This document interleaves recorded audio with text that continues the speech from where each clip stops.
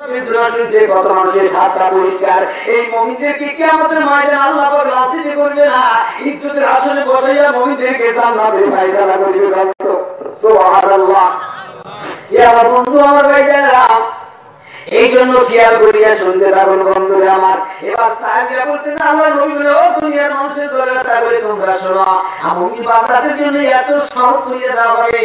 মুমিন বান্দা ফজরের 2 রাকাত নামাজের জন্য যায় নামাজে দাঁড়িয়ে যাবে, যায় নামাজে দাঁড়াইয়া 2 রাকাত নামাজ পড়তে যতটুকু সময়, ডানের দিকে সালাম ফিরাইয়া বামের দিকে এখন সালাম ফিরাইবে, মুমিন বান্দা তাকায়া জান্নাত দেখতে পাইবে।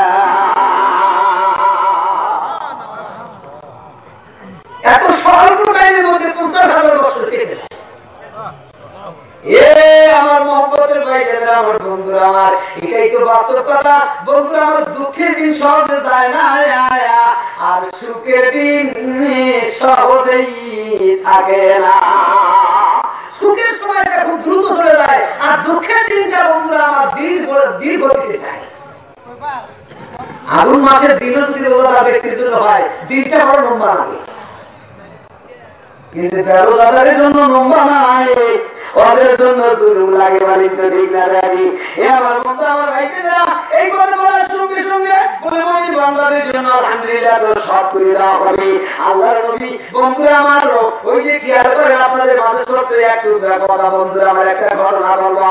আমার বাজার আল্লাহর নবী বন্ধুরা আমার ইন্তেকাল করতেন। আবু বকর রাদিয়াল্লাহু তাআলা পরিবার ছিলেন। হঠাৎ করে একদিন সকালবেলা আবু বকর ওই যে বন্ধুরা আমার কুফাতে আগমন করলেন। কুফাতে একজন যুবক মারা গেছেন, তার নাম হলো জোরা।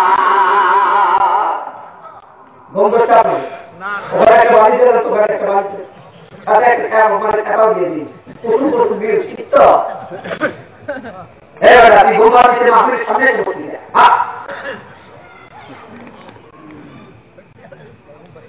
এক যুবক গেল শ্বশুর বাড়ি যাচ্ছে, 3 দিন আছে বাইরে 3 দিন যাওয়ার বাড়িতে চলে যাবে, মাকে এসে ধরে না। এখন স্বামী তো কি রাখবে না, বললো মা আমার তো মনে নাই। কি বলছে? আমার তো মনে নাই। তাহলে থাকবো, আমি আমার শাশুড়ির কাছে চলে যাই, শাশুড়িকে দেওয়া আমি কি যাওয়া থাকি না। একটা মানুষ শাশুড়ি খুব ডাকে আছে না, এইটা বাইরে আপনি ভালো না খারাপ? ভালো। এই সেই যাওয়ার জন্য ওই শাশুড়ি সম্পর্কে আর কিছু না, ওই একটা মুরগির রান্নার ব্যবস্থা করে রাখছে।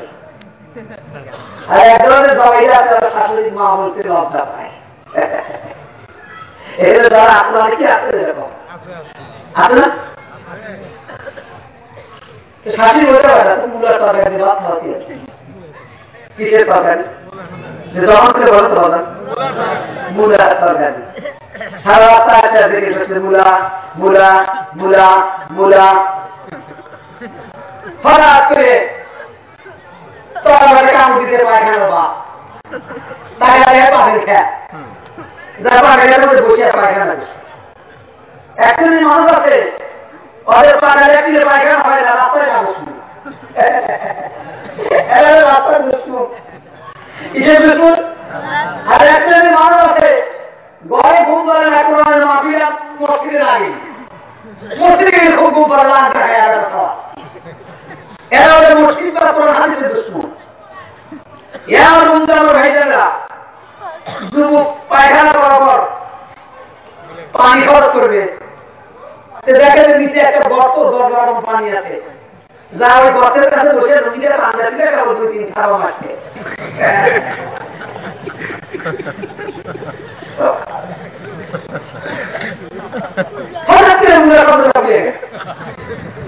লুঙ্গি খেলে গেল। আমার বন্ধু আমার ভাইজানেরা, এই মাহফিলের মধ্যে একদল মানুষ আছে মূলা মাটি কি বাড়ি, ওরা খিচুড়ি পর্যন্ত আছে, এর আগে খিচুড়ি খাবে লেখা, ওদের দরকার নেই। বলে আমি কথাটা ঠিক করেছি না ব্যাটি করেছি, ঠিক করে রেখে লাঠিয়ে দেওয়ার জন্য।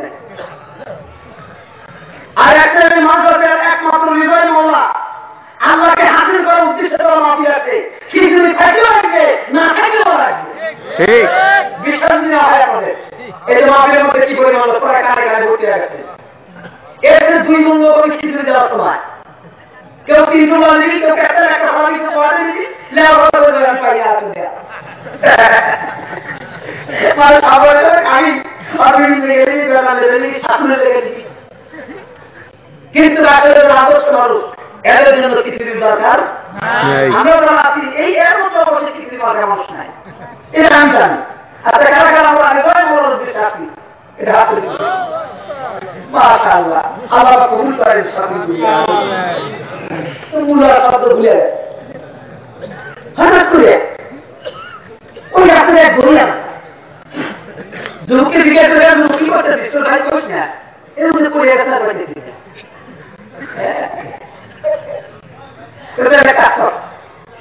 আমার বাসে জীবন বলে আমার দুধে দই খুঁটি খাইতে পারছে, তুই একটু খাওয়া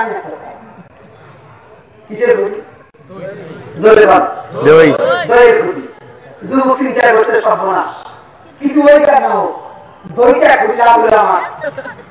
দই খায়া উপলয়া দই আলা বলে পানি আছে, তুই একটা খুঁটি লাগা, আমি একটা দিয়ে পানি সাথে সুগর বানাবি।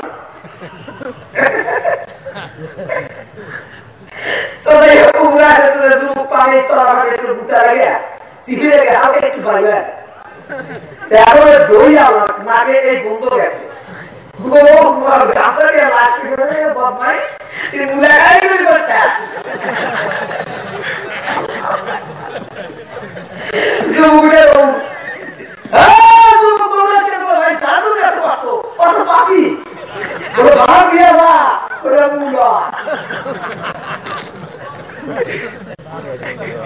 কি দিবে ওরা হারিতে মাহফিলে যারা ঘুমাবে এদের নসিব দিবে কি?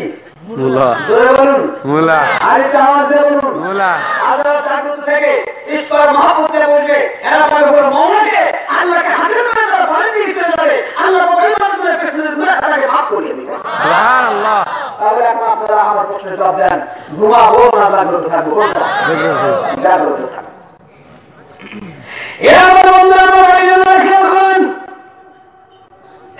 যে আলোচনা করতেছিলাম আবু বকর রাদিয়াল্লাহু তাআলা কুফাতে আগমন করলেন। বন্ধুরা আমার কুফাতে আল্লাহর এক বান্দা মারা গেছে, তার নাম হলো সুরাত।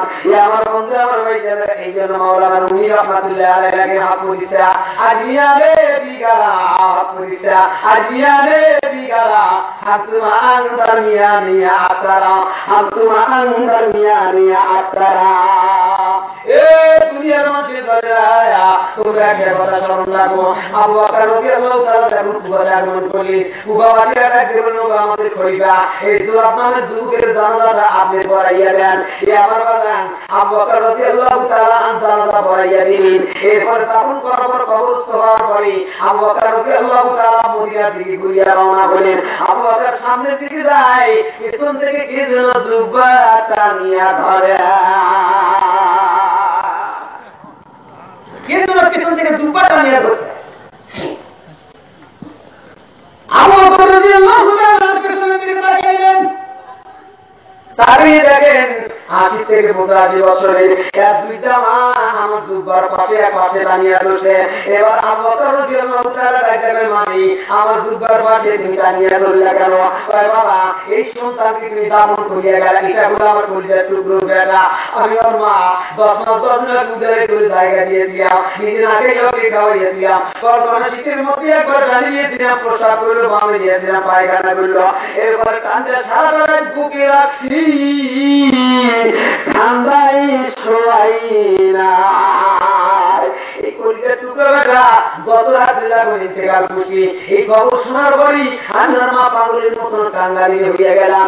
এখন পর্যন্ত বেটার সুখে বেটা নিয়ে এক নজর আমি দেখতে পাইনি, বুঝছিল না বেটা। যখন আমি শুনলাম মদিনার খলিফা আবু বকর রাদিয়াল্লাহু তাআলা আমার বেটার জানাজা পড়াইয়া গেছে, এই জন্য আমি তোমার কাছে আছি বেটা, কবরের মাটি সরাইয়া বেটাকে দেখার অনুমতি দিয়ে দাও। আমার সন্তানকে এক নজর দেখার অনুমতি আমাকে দিয়ে দাও।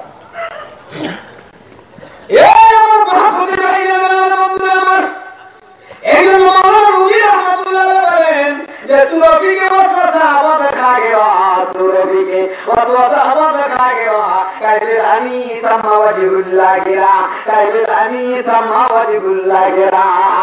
এ বাবার আমার বালক বাবা মা বালক বিশেষ সমস্যা সে খারাপই বললে সে ভালো হইয়া যায় গল্প আল্লাহ বাবারি বাজার থেকে আমি আর আপনি বন্ধুরা আমার মার্কিং কাপড় অঞ্চল কাপড় কিনে নিয়ে আসি তাই গিয়ে কাপড় নিয়ে এসে কোরআন শরীফের মরণ বানিয়ে দিই। একদিন আগে বন্ধুরা আমার ওই যে বন্ধুরা আমার এখন তাকে এটা সেলাই করা হয়েছে বন্ধুরা আমার তাদের লোকেরা বিভিন্ন জায়গায় ওকে লাগিয়ে দিল। এরপর যখন এটা বাজারজাত করার জন্য সুন্দর করে প্যাকেজিং করা হলো ও তখন বন্ধুরা আমার মাটি থেকে যাইয়া তাকে ঘুরে দিয়া গেল বলে ঠিক না ঠিক তাকে উঠে গেছে। এরপর সেখান থেকে যে বন্ধুরা আমার আল্লাহ কোরআন দিয়ে বান্দা বান্দিরা করে কি করছে 4 গিরা কাপড় লইয়া বন্ধুরা আমার অথবা 2 গিরা কাপড় 2 গজ কাপড় নিয়ে জামা বানাইছে। আলহামদুলিল্লাহ এই কে মসজিদে যায় ওই কাপড় তখন আরো দামি হইয়া গেছে। এইটা দিয়ে এখন কোরআনের মরণ বানায় এই কাপড় আরো দামি হইয়া যায়।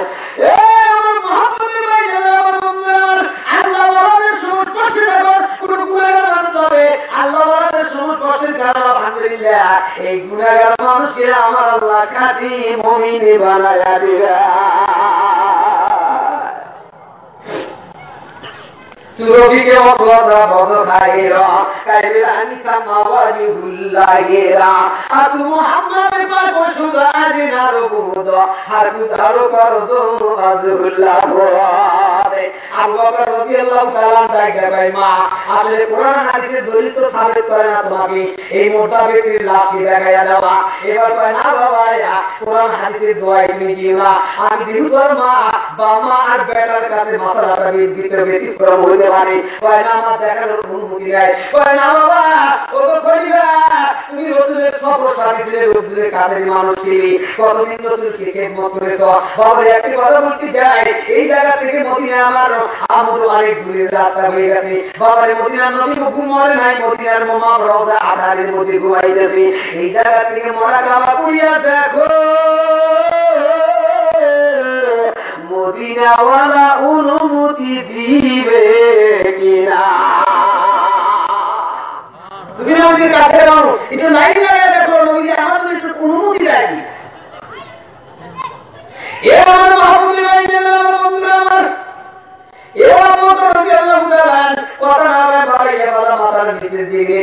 একটু বিষয়টা চিন্তা ভাবনা ঘুরিয়া ঘুরিয়া মদিনার দিকে রওজা আধারের দিকে ঘুরিয়া তাকাইলেন। তার থেকে 5 মিনিট বন্ধুরা আমার চক্ষুদায় বন্ধ করিয়া গেলেন। কিছুক্ষণ পরে চক্ষু মিলাইয়া তাকাইয়া এবার কুফাবাসীদেরকে ডাকে বলল ও কুফার লোকেরা এই যে দুয়ারের কবরের মাটি সরাইয়া দাও বাড়ির খাবাতি সরাইয়া মুখের পর্দার কবরের কাপড়টা সরাইয়া আর মাটি এক নজর দেখাইয়া দাও। কুফার লোকেরা বলে হযরত এইটা তো মাথা রাইতে এটা ফায়দা তো মাথা রাইতে সমর্থন করে না।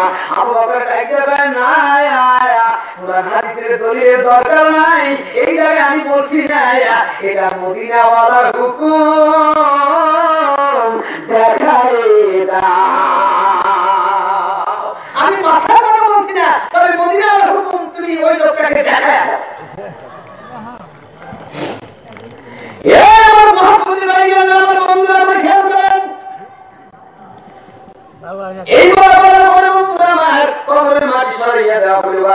এরপরে কবরের বাসের খাবার সরাইয়া লাগলো কবরের মধ্যে একজন মানুষ নামিয়া মুখের পর কাপড়ের কাপড়টা সরাইয়া দিলেন।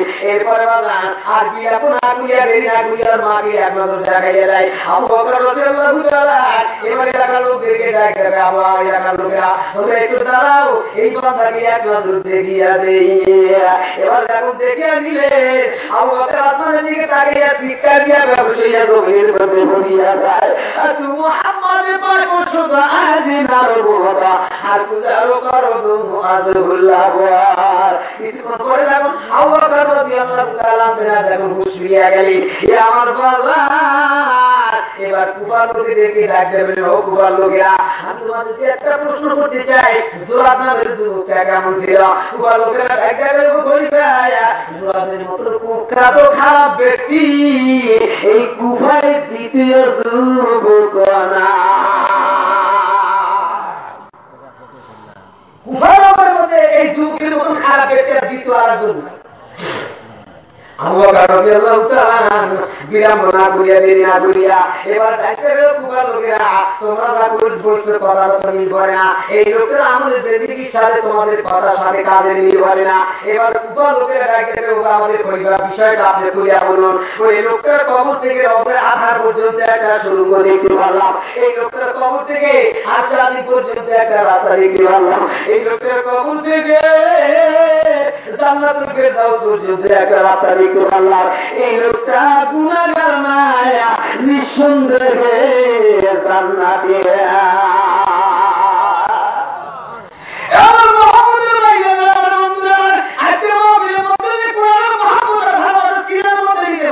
আল্লাহ আমার কবর আপনার কবরটাই যখন সহজ বানাইয়া দিতে পারেন,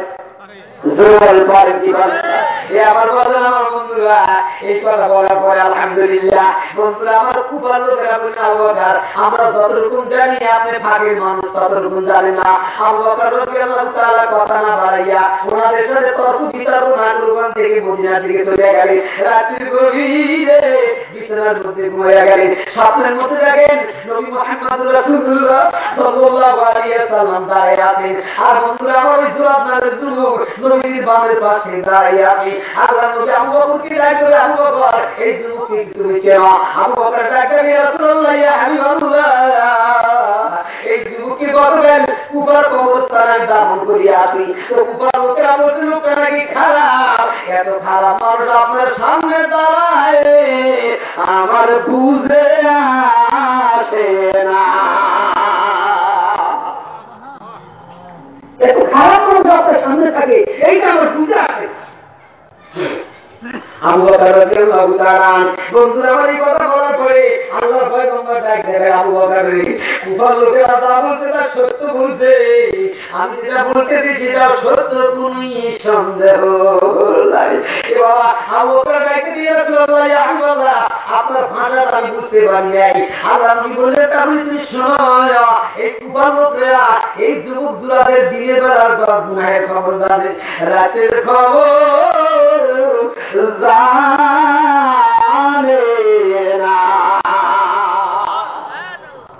আমরা কিন্তু মানুষের বাহ্যিকটা দেখি, ভিতর কাজটা দেখি।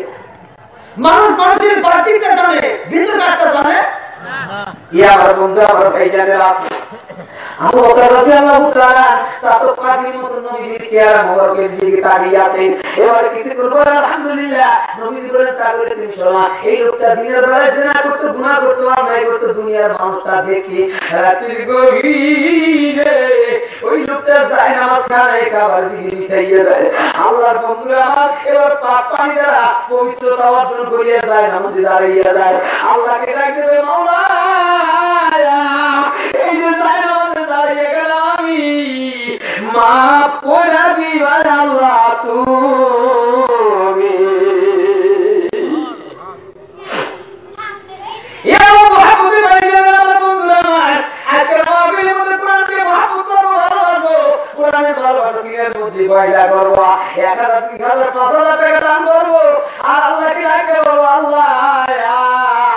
কোরআনকে মহব্বত করলে আমি মাফ করে দেওয়ার মালিক আল্লাহ তুমি। আমার বাজারেরা এই কথা বলার পরে আল্লাহ পয়গম্বর বয়ান করতেছেন, আবু বকর রে এই লোকটা যখন এমন ভাবে তওবা করছে না কোনই খবর নাই, একদিন রাতের গভীরে দুনিয়ার মানুষ একদম ঘুমাইয়া যায়।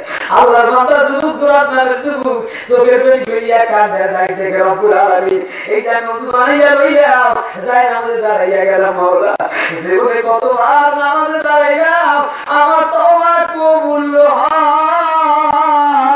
না।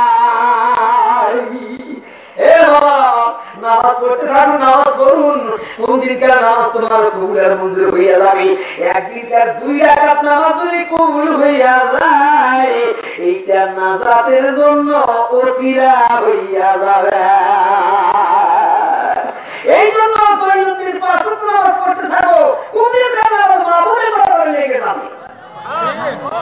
আমার বন্ধু আমার ভাইজানরা এবার যুবক চোখের বাড়ি ফিরিয়া কান্না দেখে রব্বুল আলামিন এই কথা বলিয়া যুবক এই যে দুই রাকাত নামাজের নিয়াতের মধ্যে সিজদার মধ্যে চলিয়া যায় এই জন্য মাওলানা রুমি রহমাতুল্লাহি আলাইহি একটা বায়াত বাবা বাইরু করিনা হাকুরিসা আজিয়ারে দিগারা হাকুরিসা আজিয়ারে দিগারা হাসুমা আঙ্গার মিয়ানি আতারা হাসুমা আঙ্গার মিয়ানি আতারা এ দুনিয়ার মানুষের করা আল্লাহর বান্দা দেখো সিজদার মধ্যে চলিয়া যায় প্রথমবার সিজদার মধ্যে যাইয়া ওই বন্ধুরা আমার সিজদার তার ভিতরে আওয়াজ করে সুবহান রাব্বিয়াল আলা এবার কল্পনায় জবানে সুবহান রাব্বিয়াল আলা তাই আর কল্পনায় বাপরে দুইটা হাতে আমাদের কুদরতি পাক করিয়া টান দেয় আল্লাহ এই যে তোমার কুদরতি পাক উপরে সিজদায় খুললা সিজদা তুলবনা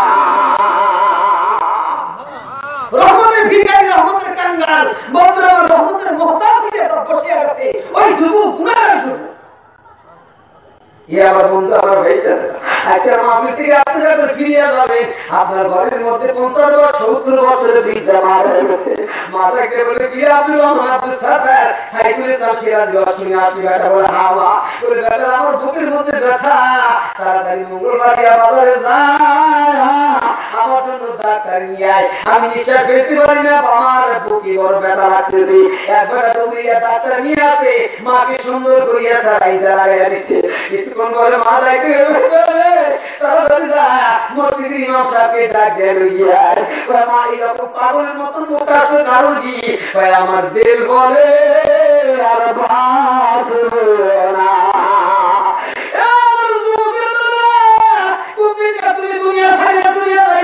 আমি কোনদিন যাবো আমিও জানি না তুমিও যাইও জানো না আর কেমন মধ্যে একটা চোখের পানি ভিড়িয়া মৌলারে ডাকে বলো মৌলা এই একটা চোখের পানি ভিড়িয়া কাঁদিলে জীবনের গুনাহ মাফ করে দাও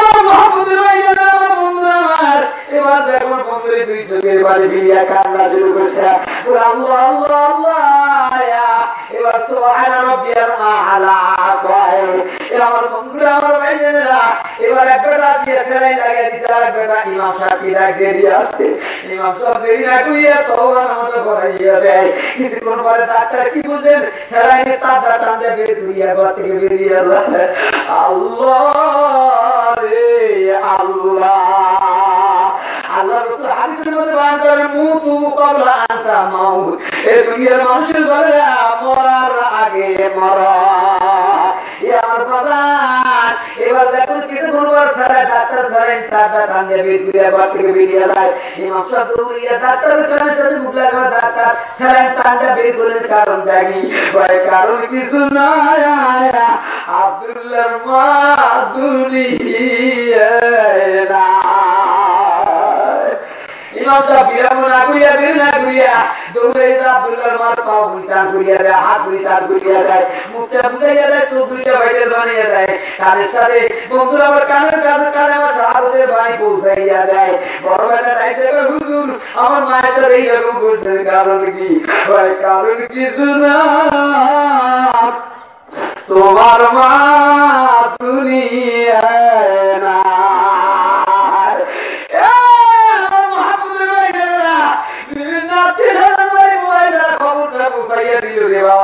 এবার একদল দৌড়াইয়া বিভিন্ন একদল দৌড়িয়া বাস কাটিয়া নিয়ে এলো একদল দৌড়াইয়া মসজিদ থেকে চারিহারির পালকি লইয়া আসে চারিহারির পালকি দেখি আজকে তো তারে বেটা বিটি আত্মীয় স্বজন কাটতে যারে তারে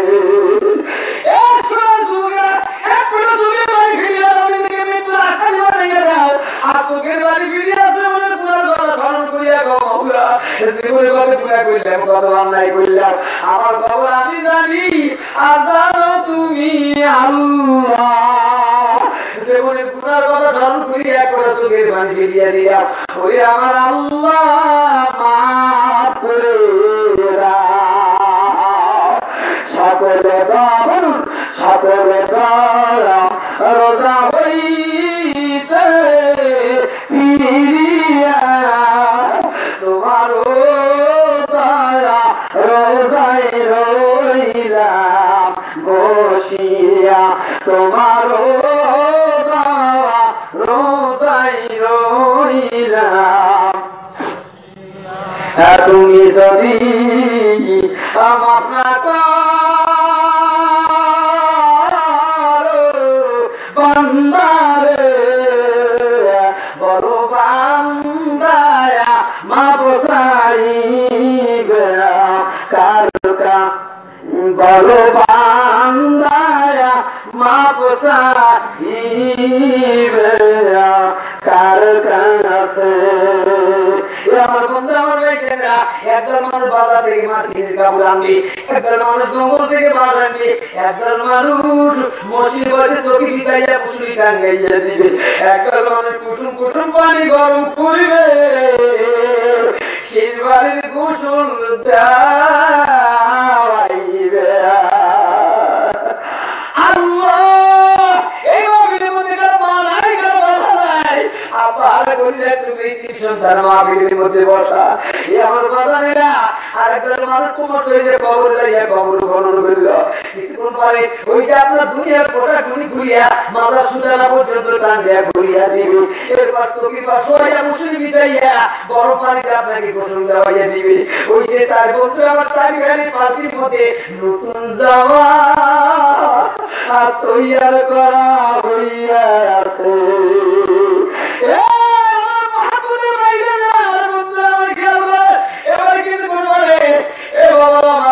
মাথার দিকে একটা মোড়ালিয়ে পায়ের দিকে মোড়ালি দিয়ে নিল।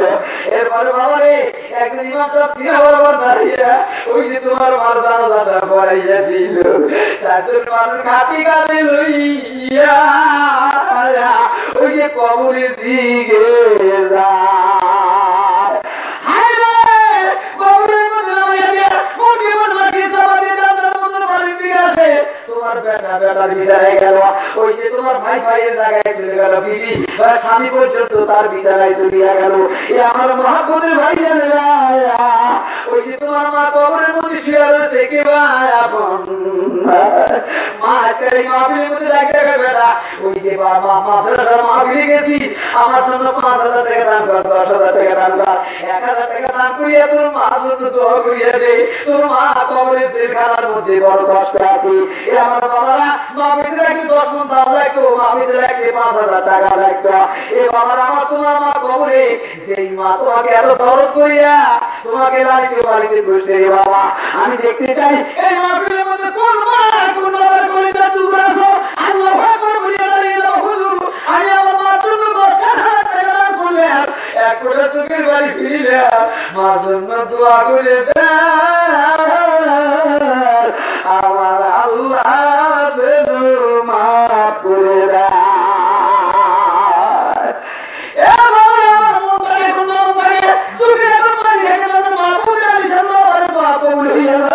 এই জন্য আমি দেখতে চাই কোন কোন ভেতরে বসিয়া বড় বাবা আমি বলতে চাই রে বাবা আল্লাহর কোন বান্দাতে প্রথমে আমার কাছে 10,000 টাকা নিয়ে আসবে, হুজুর আমি আসলাম যতটুকু পারি নগদ দিবেন আর বাকি লিখে দিবেন, আমি দুইটা হাত তুলিয়া তোমার জন্য দোয়া করিয়া যাই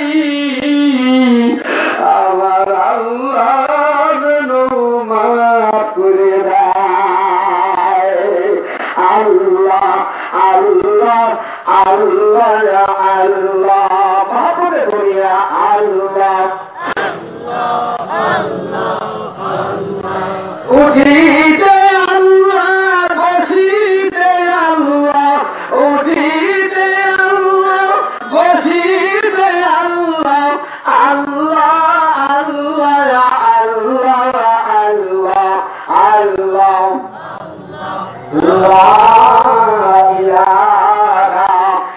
আল্লাহ মুহাম্মাদুর রাসূলুল্লাহ সাল্লাল্লাহু আলাইহি ওয়াসাল্লাম। বাবারে তারা দান করবেন আলহামদুলিল্লাহ, বসে রাখেন না দোয়া করতে রাখেন বাবা আমি দান করতে পারি কিন্তু দোয়া করি মাফ করে দাও।